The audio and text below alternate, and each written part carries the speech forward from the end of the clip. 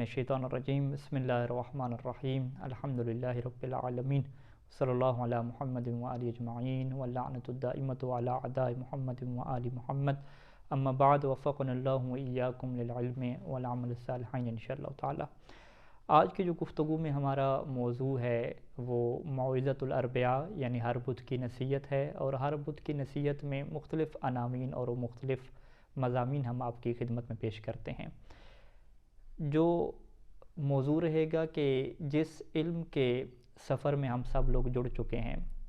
مولا ابو الفضل العباس علیہ السلام کے حرم کی طرف سے میراث انبیاء انسٹیٹیوٹ میں جب ہم جڑے ہیں اور علم حاصل کرنے کے لیے محنت کر رہے ہیں، تو ہماری نگاہ میں یہ بات واضح ہونی چاہیے کہ یہ جو علم ہے اس کی کیا فضیلت ہے، اللہ کے ہاں علم والوں کی کیا حیثیت ہے، محمد و آل محمد کے ہاں اس علم کی کیا قیمت ہے۔ تو قرآن مجید میں ہمارے سامنے بہت ساری آیات ہیں کہ جن کے اندر یہ تقابل کرایا گیا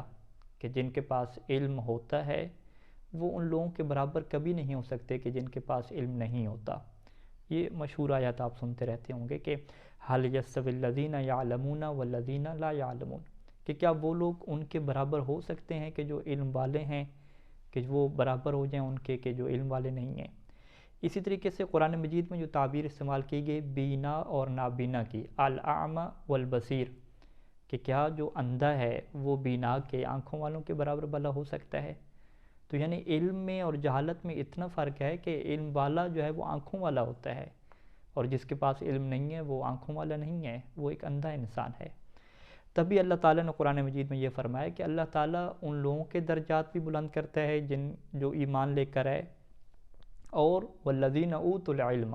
اور جنہیں علم عطا کیا گیا ہے اللہ ان کے بھی درجات، ان کا سٹیٹس، ان کی حیثیت بلند کر دیتا ہے۔ اور انہی آیات کے بعد اگر ہم اہل بیت علیہ السلام کی خدمت میں چلیں، محمد و آل محمد کی خدمت میں چلیں، تو وہ بھی ہمیں اس بات کو واضح کرتے ہوئے نظر آتے ہیں کہ جو فضیلت ہے، جو حیثیت ہے، وہ علم کی ہے۔ جیسے کہ امیر المومنین اسلام کی یہ حدیث ہے کہ آپ فرمایا کرتے تھے کہ یتفاضل الناس بالعلوم والعقول لا بالاموال والاصول، کہ لوگ ایک دوسرے کے اوپر اگر فضیلت رکھتے ہیں تو وہ علوم کی وجہ سے ہے، وہ عقل کی وجہ سے ہے، وہ ان کے علم کی وجہ سے ہے،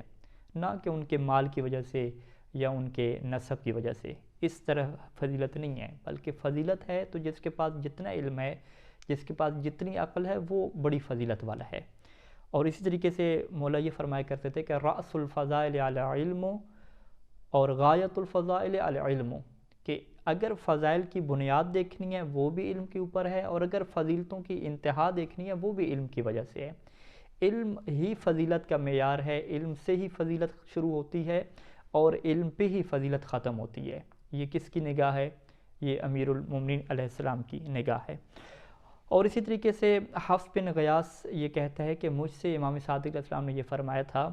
کہ من تعلم العلم وعمل به وعلم للہ، کہ جو علم حاصل کرے، اس کے اوپر عمل کرے اور اللہ کی خاطر اس علم کو سکھائے، تو آسمانوں کی دنیا میں اسے عظیم کہہ کے پکارا جاتا ہے، یعنی آسمانوں میں اس کے ایک لقب بن جاتا ہے کہ یہ انسان بڑا عظیم ہے، اور یہ کہا جاتا ہے وہاں پہ کہ یہ وہ انسان ہے کہ تعلم للہ، جو اللہ کی خاطر علم حاصل کرتا ہے، پھر اس کے اوپر عمل کرتا ہے، اور وعلم للہ، پھر اللہ کی خاطر دوسروں کو سکھاتا بھی ہے۔ اسی طریقے سے ہم کچھ آگے چلتے ہیں تو حضرت رسول خدا اور امیر المومنین علیہ السلام کی یہ احادیث ہمیں ملتی ہیں کہ آپ یہ لوگوں کو سمجھایا کرتے تھے کہ دیکھو جو تمہاری قیمت ہے، تمہاری منزلت ہے، تمہاری حیثیت اگر ہماری نگاہ میں بڑھے گی تو وہ علم کی وجہ سے بڑھے گی۔ اللہ کے رسول کی یہ حدیث مشہور ہے کہ اکثر الناس قیمتاً اکثرهم علما، کہ لوگوں میں قیمت کے اعتبار سے اگر یہ دیکھنا ہو کہ کس کی قیمت زیادہ ہے تو جس کا علم زیادہ ہے اس کی قیمت زیادہ ہے۔ وَأَقَلُّ النَّاسِ قِيمَةً أَقَلُّهُمْ عِلْمًا، اور لوگوں میں قیمت کے اعتبار سے کم تر وہ ہیں کہ جن کے پاس جو ہے وہ علم کیا ہے تھوڑا ہے، جس کا علم تھوڑا ہے اس کی قیمت بھی تھوڑی ہے۔ اور یہی بات امیر المؤمنین علی علیہ السلام نے نہج البلاغہ میں بھی ارشاد فرمائی کہ قیمت کل امرئ ما یحسنہ، کہ ہر انسان کی قیمت وہی ہے کہ جو اس سے اچھے طریقے سے آتا ہے، جس کو اچھے طریقے سے وہ کرتا ہے، جو اچھے طریقے سے سیکھتا ہے، جو اچھے طریقے سے اس کے پاس علم ہے وہی اس کی کیا قیمت ہے۔ اور اسی طریقے سے جو ہے وہ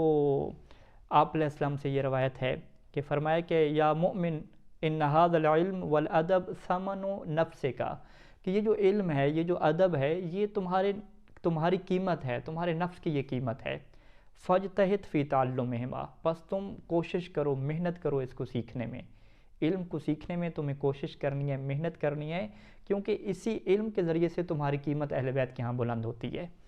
اور پھر جو ہے وہ فرمایا کہ جتنا تمہارا علم بڑھتا جائے گا اتنی تمہاری قیمت اور تمہاری قدر، تمہاری حیثیت، تمہاری عظمت میں اضافہ ہوتا جائے گا. اور اسی وجہ سے جو ہے وہ ایک روایات کا یہ باب ہمارے یہاں موجود ہے کہ جو علم والا ہوتا ہے پھر اس کی جو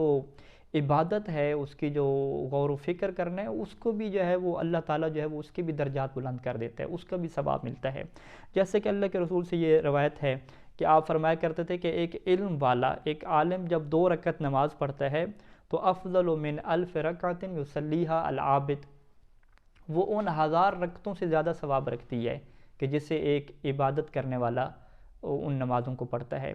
اور اسی طریقے سے یہ آپ بیان کیا کرتے تھے کہ ایک جو عبادت گزار ہوتا ہے اس کی حیثیت چاند کی حیثیت ہوتی ہے، ستاروں میں جو چاند کی روشنی زیادہ میں نظر آتی ہے. لیکن جب فرماتے تھے کہ ایک عالم کی عابد کے اوپر کیا فضیلت ہے، تو وہاں پہ آپ یہ تشبیہ استعمال کرتے تھے کہ کالشمس کفضل الشمس علی الکواکب، جیسے سورج کی فضیلت ہے تمام ستاروں کے اوپر. یعنی چاند بھی جو روشنی ہے وہ بھی سورج سے لے رہا ہے، تو سورج کی اتنی بڑی جو ہے وہ روشنی ہے، تو جو باقی ستارے ہیں وہ بھی ان کی روشنی بھی کیا ہے اس کے مقابلے میں تھوڑی ہمیں نظر آتی ہے. تو یہ مختلف تعبیرات ہیں کہ اہل بیت علیہ السلام نے اپنے چاہنے والوں کو بتایا کہ علم کی جو ہے وہ بڑی فضیلت ہے. بلکہ اس سے بڑھ کے بھی یہ حدیث ہمارے پاس ملتی ہے اللہ کے رسول سے کہ ایک عالم جو اپنے بستر پہ جو ہے وہ لیٹ جاتا ہے اور ینظر فی عملی، غور و فکر کرنا شروع کر دیتا ہے اپنے عمل کے متعلق، خیر من عبادت العابد 70 عاما،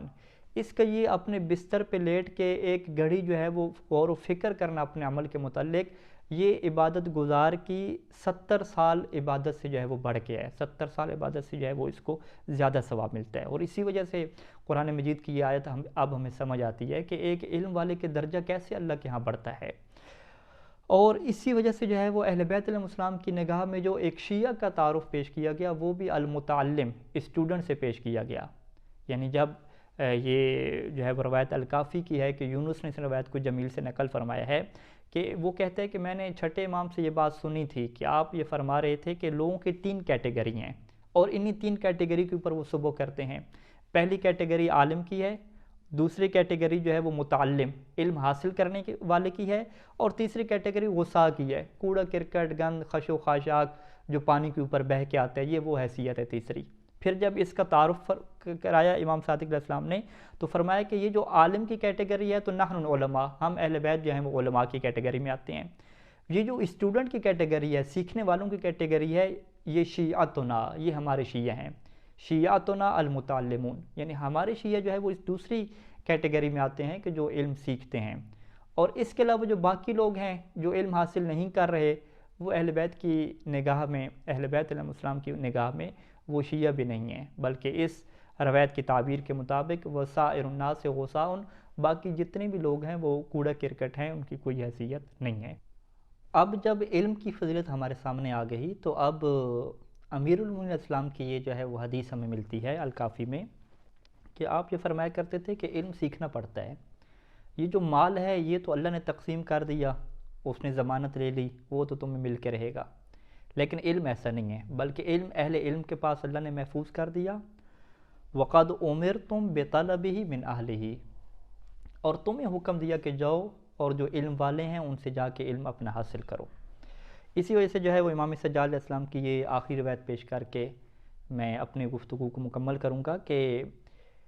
ابو حمزہ یہ کہتا ہے کہ میں نے امام سجاد علیہ السلام کو یہ فرماتے ہوئے سنا کہ آپ فرما رہے تھے کہ لو یعلم الناس، کہ اگر لوگوں کو اس بات کا علم ہو جاتا، کس بات کا علم، کہ ما فی طلب العلم، کہ علم حاصل کرنے کی کتنی فضیلت ہے، کتنی عظمت ہے، لطالبوہ ولو بسفک المہج وخوض اللجج، تو وہ علم کو حاصل کرتے چاہے اس کے لیے انہیں اپنے دل کا خون دینا پڑتا،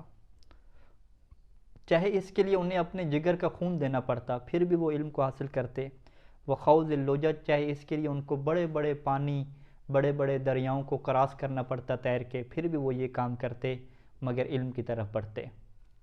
اور امام سجاد علیہ السلام کی یہ مثال ہمیں اس بات کے جو ہے وہ واضح کر دیتی ہے کہ آج کی دنیا میں لوگ پیسے کی خاطر بڑے بڑے دریاؤں کو، سمندروں کو عبور کر جاتے ہیں، غرق بھی ہو جاتے ہیں، کیونکہ ان کے ہاں ایک پیسے کی قیمت ہے، ایک منزلت ہے کہ اس میں وہ اپنی جان کی بھی فکر نہیں کرتے۔ تو امام سجاد بھی یہی فرما رہے ہیں کہ اگر لوگوں کو علم کی فضیلت کا پتہ چل جاتا تو پھر وہ بھی یہی کام کرتے، بڑے بڑے دریاؤں کو کراس کرنا پڑتا، اپنا خون جگر دینا پڑتا، تو پھر بھی وہ یہ کام کرتے۔ اللہ تعالیٰ سے دعا ہے کہ اہل بیت علیہ السلام کی نگاہ میں جو علم کی فضیلت ہے وہ ہمیں سمجھنے کی توفیق نصیب فرمائے، اور مجھے اور آپ سب کو علم اور عمل صالح کی نعمت عطا فرمائے۔ والسلام علیکم ورحمۃ اللہ وبرکاتہ۔